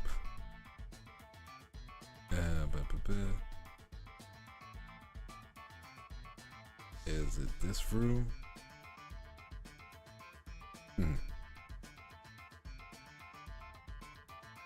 Yeah, like having stream campaigns can be fun. It also needs to like, you also need to make sure that you're very patient when you're doing stream campaigns as well, because you have to be very respectful of players and like what they're into, how they're feeling, stuff like that, especially since it's all public, you know. Whereas in a private campaign you can make like certain jokes which you probably wouldn't say in public. Let's be real, all of us have made crazy jokes. Hey Chim, how are you doing? You know, everyone has made a joke where you're like, ooh, if people saw me make this joke, I would be screwed. No one better hear me make that joke. Yeah, I can't find the right room, unfortunately, so I'm not gonna show you the tabletop stuff. So that's unfortunate. Next time though. But yeah, so with the world building, we've established 1900s. We'll probably find a specific time in the 1900s, but I'll probably speak to the players. So I've sent super chats that will get me fined in public, playing publicly in DCC. I don't care. Listen, I just won't read those super chats. The thing that keeps me from streaming is rule. Here's the key thing with like when I stream and rule lawyering. I straight up say like, we're here to have fun. Rule lawyering ain't gonna stop me, you know? Like, if I read a comment like that, I will just like either ignore or just respond, you know? Because you also have to keep in mind that when you're playing a game and in the moment, you're not gonna be thinking of every single rule at the time, you know? You're gonna be thinking, oh, my plays are doing something really cool. Heck yeah, you know? And I'm a very freeform DM, so like, for example, say one of my players is like, hey, can I use my shield to can I run towards a this player's shield so I can use that shield? No, let me rephrase it. Can I angle my shield so another player can run on it, and then I can push my shield upwards so they can have extra jump space movement, so they can catch the chandelier, jump across on the chandelier and make it to the next section, because that section wouldn't be taking steps because they move vertically and then just use momentum, you know? And I'll be like, yeah, just roll for it. You know? Like, just roll for it. Hey, the most important rule is rule of cool. Thank you, Commander Fro, and that is true, you know? Like, the rule of cool and the rule of fun, that's a great part. Like, I know some people like sticking to the rules and that's the way they have fun. However, if the players aren't feeling like that and the DM isn't feeling like that, you don't need to worry about it. And especially in a streamed game, you know? Like, you can just focus on like having fun. You don't have to be like, oh man, you know, ooh, I don't know, vertical movement and then momentum. I don't think you can do that possibly, you know? Yeah. Exactly. You know, it can be both ways, you know. It's like super tight rules can be good, and if you play too loosey goosey, if you don't care enough, and if you again abuse the system, like, oh can I use this player's sword on my slingshot so I can like aim at an enemy and use the piercing damage from the sword that I'm using, and technically someone could do that, however they'll probably have to deal with disadvantage or something.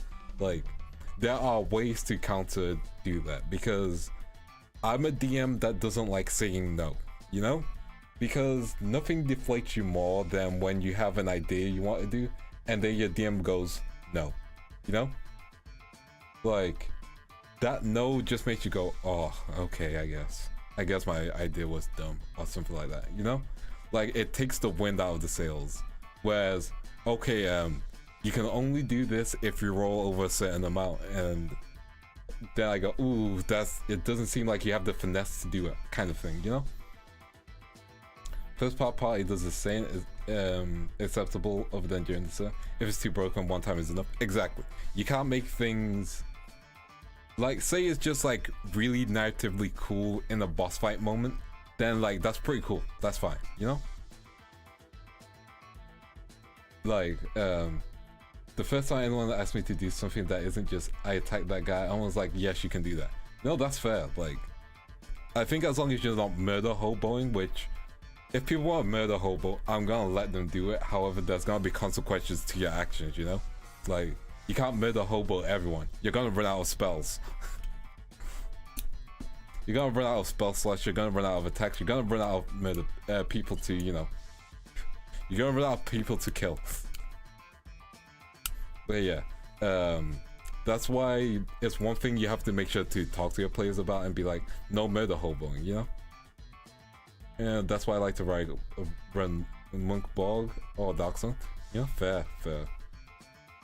But yeah, and you always have to make sure like people understand, oh, my character would do that. You have to be like, no, I was there when you made your character. They would not do that. That's the key point when you have to say no.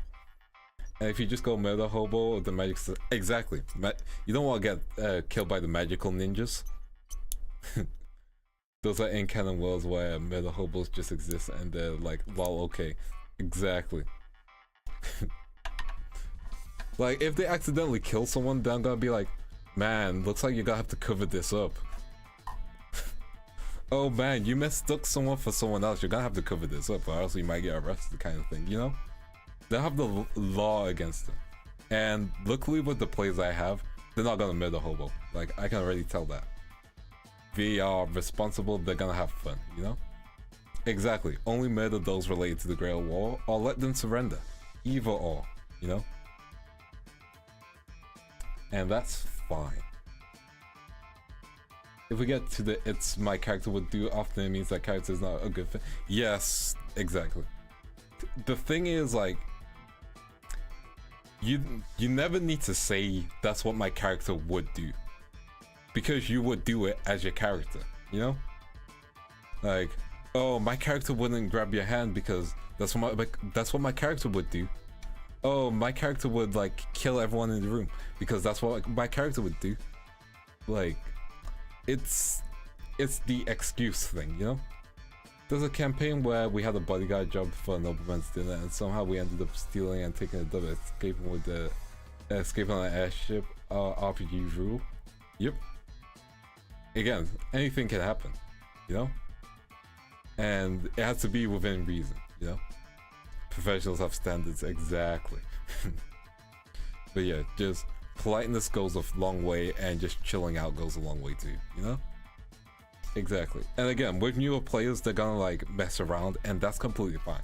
People are allowed to mess around. And murder hoboing is usually for people who think D&D is, oh man, so we just kill things, and you have to be the one who sets the, no, that's not all we do kind of talk. You have to be the one who says that and like establishes that hard, you know? And hopefully that makes more sense. Because sometimes I feel like I'm just saying words, and hopefully my words make sense.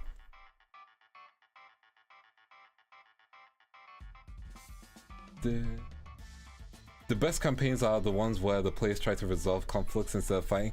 Exactly. I like it when my players use talk no jutsu. Like, genuinely, I love it when my players are like, hey, instead of fighting, let's just talk about this. And you can have some of the most fun interactions. For example, have you guys played Mass Effect? Because if you play the first Mass Effect, spoilers for Mass Effect, Mass Effect lets you pick choices and like words, and you have Renegade and Paragon. And one of the interactions you can have with the villain Sauron, Sauron, I think, not Sauron. His name begins with S. One of the interactions you can have is you talk to him, and during the final fight, you can convince him to shoot himself in the head because he's being brain controlled, you know? And that avoids Sauron, yeah, there we go. That avoids, like, that makes sense, you know? That's like a really cool thing you can do. On that topic, how do you handle XP leveling? Do you XP per counter or XP milestone? I do it per milestone, kind of, you know? Because I like doing XP as a group, and if I can calculate the XP, that's fine. If I have to pass it in using fantasy grounds, we can also do that. But milestone level ups I prefer, because that way you can keep track of things easier, and it feels more rewarding when everyone gets a level up rather than, say, the party got split up. You know, the party got split up, and then for some reason, hey, X group fought people, so they got XP and other people didn't, you know? Just make sure, yeah, of course, that's with everything, you know? I know some people prefer XP because some people just like the grind of fighting, but I'm that person where I'm like, I prefer story and narrative and the interactions players have with each other. And yeah, milestones just work better. I'm a big fan of milestones unless you want Supreme Old School where treasure found during quests equals only XP. We could go old school, but like the milestone game is good, you know? I think most people prefer milestones, especially newer players, because that way they don't have to be like, oh, combat. Because you can have sessions without combat for a while, you know? You can have 2 or 3 sessions without combat because you need a builder to it. And you also have to remember, not everything can be charmed, not everything can be talked down. Some people are just there to kill you, you know? Some people might smile at you while they're going to kill you and be like, I like you. But most people, enemies that are with the intent to kill you will just kill you. And I believe servants have immunity to charm. At least some of them do. So like, it's really good. Yeah, yes. So I have that doc to make in a bit, which is gonna be, it's gonna be a lot of time. But yeah, so with what I spoke about, any questions, any thoughts, anything else before I continue on? What's on your mind, you know? With milestones, it's easier to keep an overview.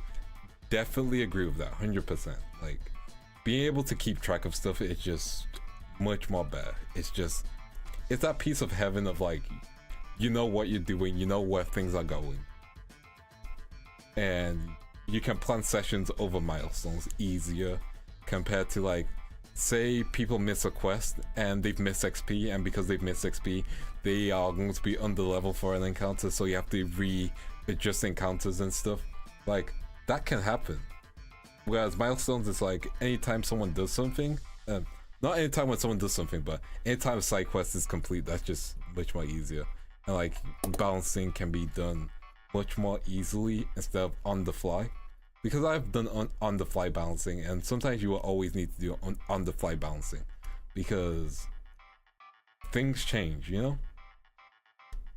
Someone might find an OP weapon. Also, like, I'm gonna be honest, OP weapons are like mixed bag for me, you know? Because if only one person has an OP weapon, I'm just like, I'm concerned for other people because, you know, why?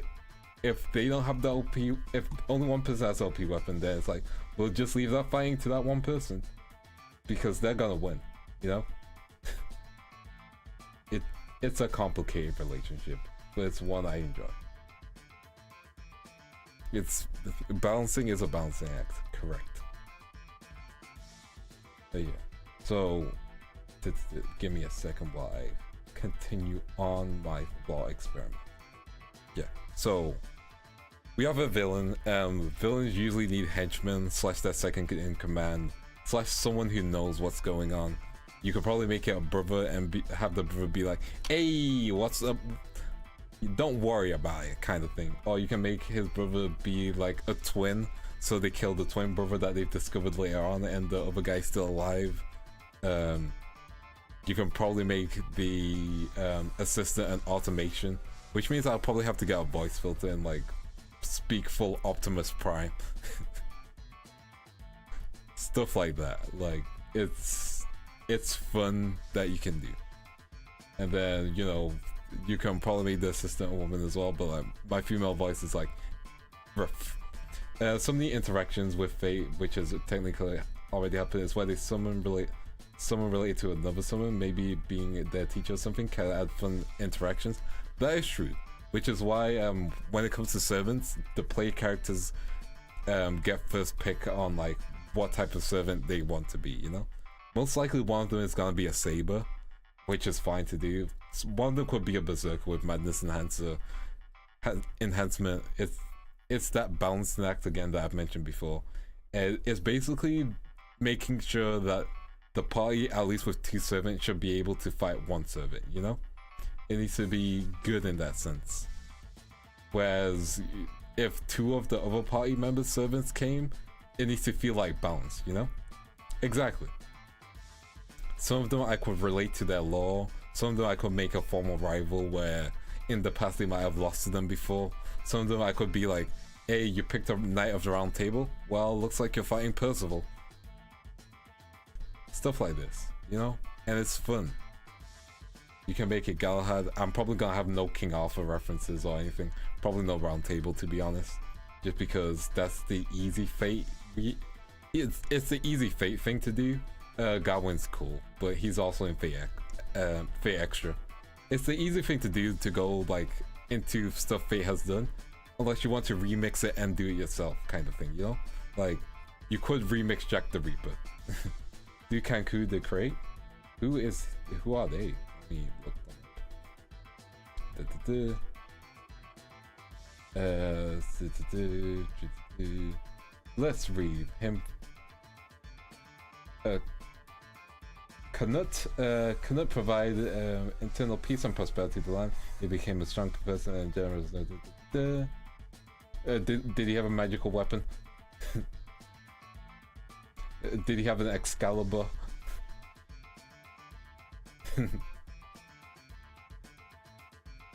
But yeah, like, you also have to figure out magical weapons and stuff like that, which always becomes interesting.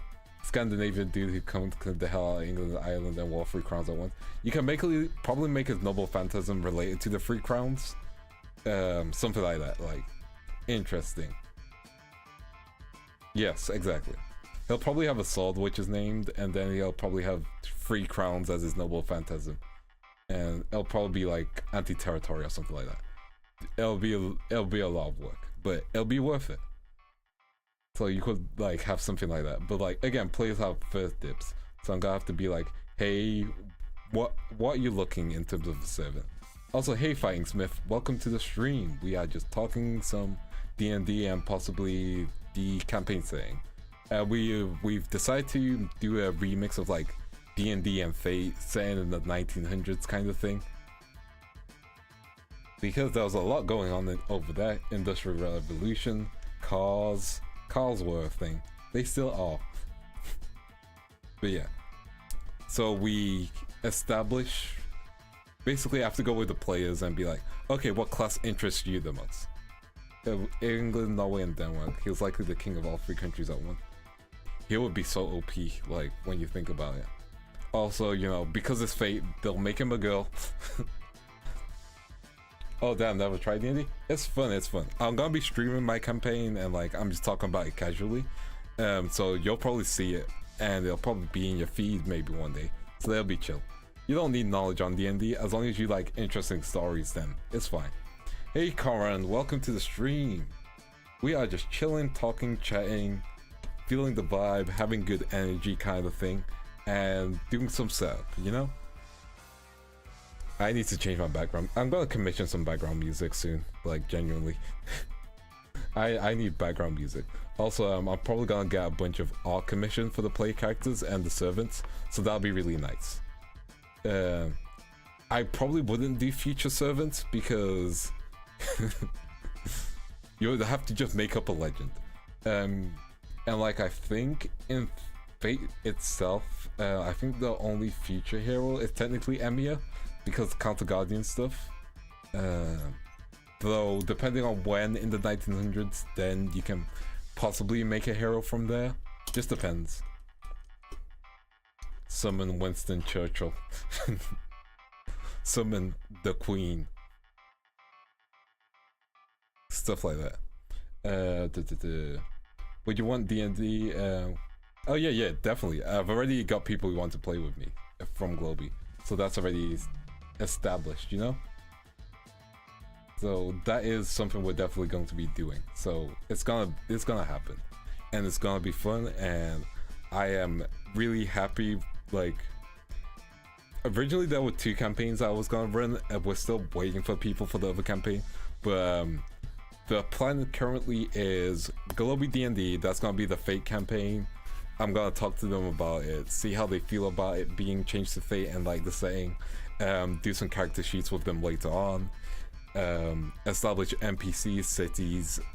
I usually make like a full-on, like genuinely I make a Google Doc explaining the lore of the world, explaining what's going on, explaining how backstory sessions are going to start, because giving people a little cheat sheet is really nice usually, at least what I've found.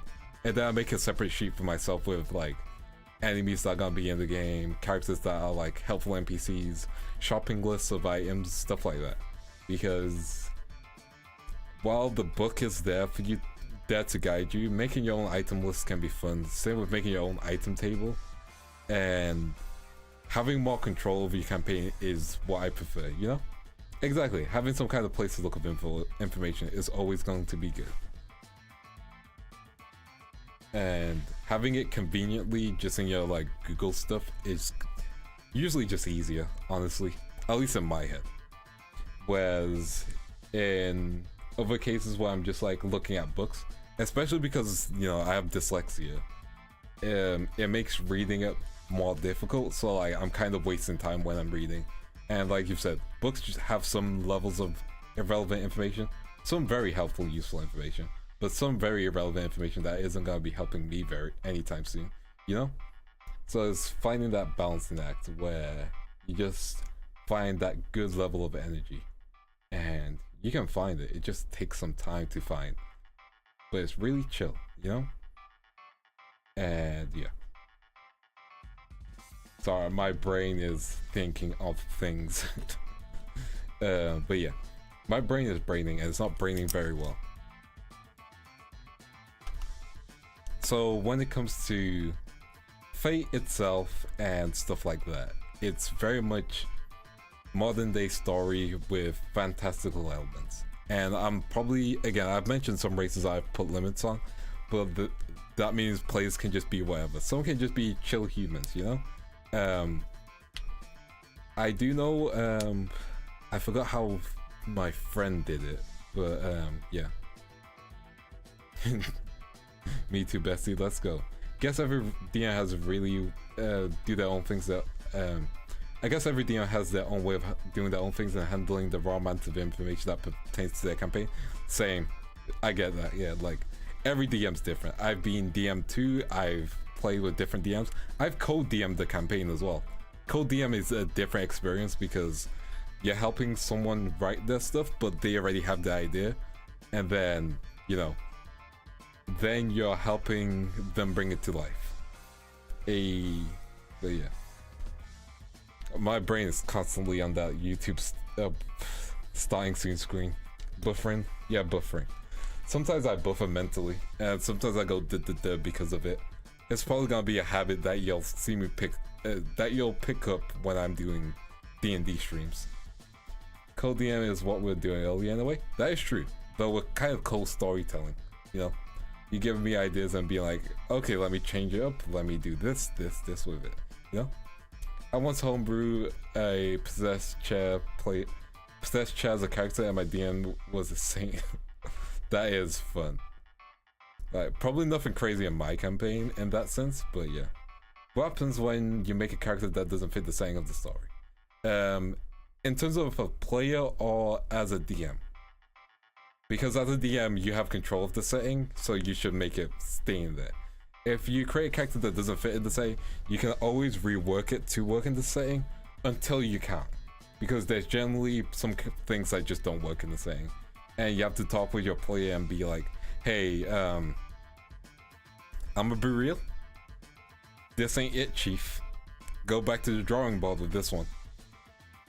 We ain't making it out of the dungeons with this. You know?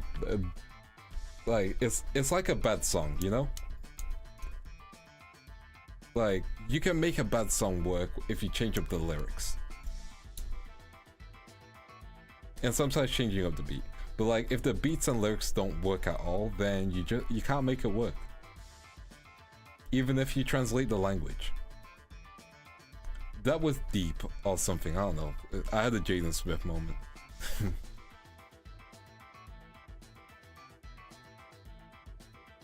Yo, this idea, fire, tree. Yeah, like, probably I won't be doing anything too crazy. Probably gonna be like very chill, talky kind of vibes, talky kind of energy.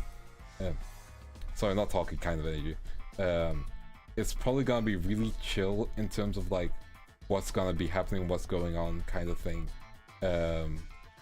And nothing really crazy in terms of like races and stuff, because that's just difficult to do, you know?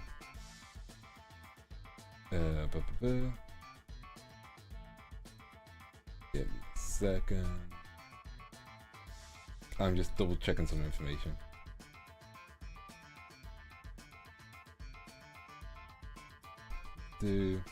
Because I could be like fun and be like, here's some extra classes that you guys can use instead. But also I'm like, nah, it ain't worth it. You know? You guys don't need your extra classes, you're chilling. Also, it means the fashion can be really fun as well. So like, that's one thing I like about Fate, especially for like the, you know, for the, give me a second while my brain works for a second. Okay, give me a second. I'm almost there. I have almost completed my thought. No. Lost it. Lost my train of thought. I apologize. I have, you know, I have failed. I'm gonna walk up away. Listen, Fate isn't crazy because it works in its own internal consistency. Like, unfortunately, Twig wouldn't be able to play a chair character. Like, Fate, for example, Fate Zero is the anime that you can introduce to people who don't watch anime, and they'll be like, yeah, that made sense. You know, King Alpha being a woman. That makes sense. You know, the priest guy having super speed. That makes sense. The magical bullets that can kill people made out of this guy's bones. Because it works in its own really weird internal consistency.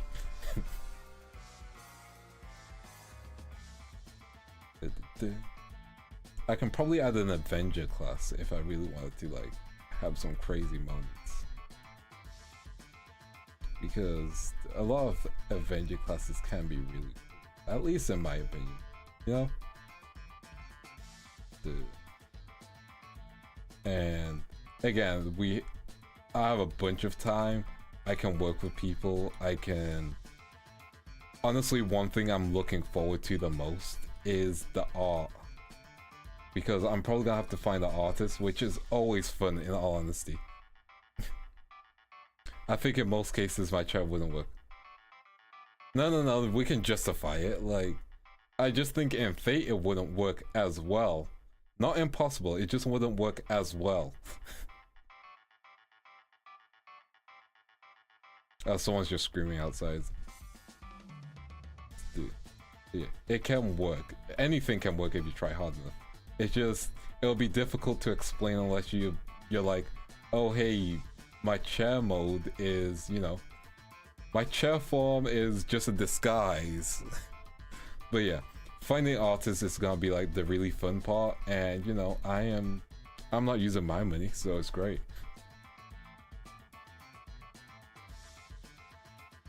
You gotta love it when it's not your money.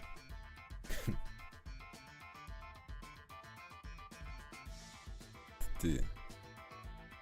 Exactly, backstory always is the important thing, you know? But yeah, again, it always depends, and like, you can make things work really well. You can make servants alter classes as well, which will be fun. Honestly, I'm again looking forward to the art. The art will be really nice, especially if I can find someone who doesn't like the Fate style as well. Because if I get someone who doesn't the Fate style, oof, that'll be fire. But also that would require a lot of work and probably would be pretty expensive too. But again, not my money.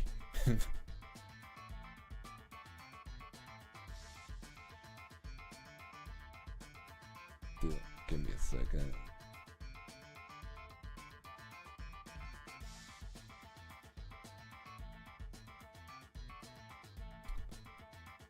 Checking some stuff. I have not actually seen. Well, okay, we need to get you watching Fate. We need to get you into Fate. Well, I enjoy Fate. I would say it's a good series. Watch Fate Zero first, then Fate Unlimited Blade Works. I know people are against that, but just do it in that order. It's fine. Because Blade Works is more of the sequel. Don't watch the proper original, like Fate. Just don't bother with it. The original Fate anime was it was an anime. It exists. It's there.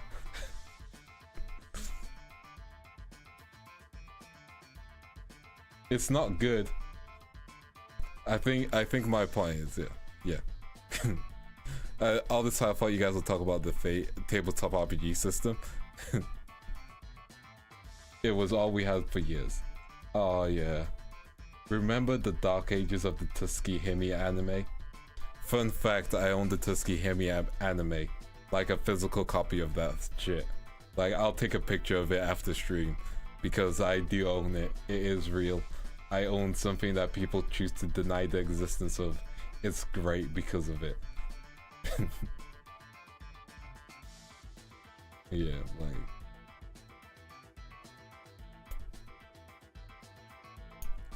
but yeah. Stretch. Oh yeah, I would recommend it, but it's like a pay attention show.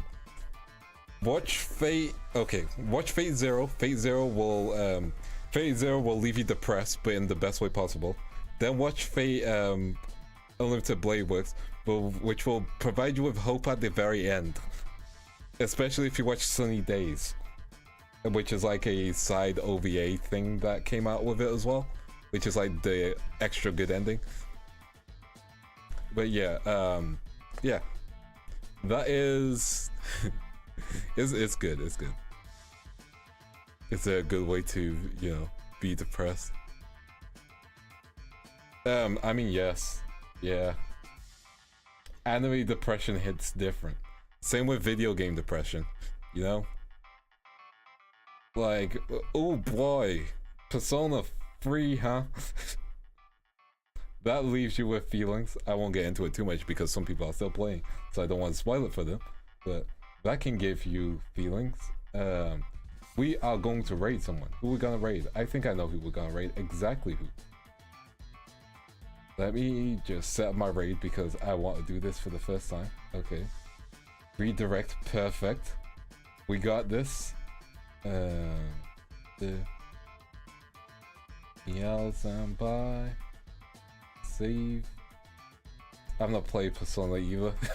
Yeah, there's so much I have to tell. We'll talk about it on Friday. Friday? Let me double check my schedule because even I don't look at it apparently. I know I have studio sessions with X3 tomorrow. That's gonna be fun. So keep an eye out of that. we are going to be working on a. We are going to be doing a kaiju number 8 rap slash song. So you know, like how Nerdcore have like other songs and stuff. We're gonna be doing one based on kaiju number 8, which will be fun. So keep an eye on that. And in terms of raid message, just say fate. Just say fate. There we go. Yeah, just say fate campaign. Fate campaign. There we go. We shall change screens. Thank you guys for, you know, hanging out. Let me just go to the ending soon screen. I'm still gonna be talking though, so it's fine. Yeah. Fate campaign. You guys have a wonderful time. Have a great time. I'm going to end the stream. And yeah, goodbye.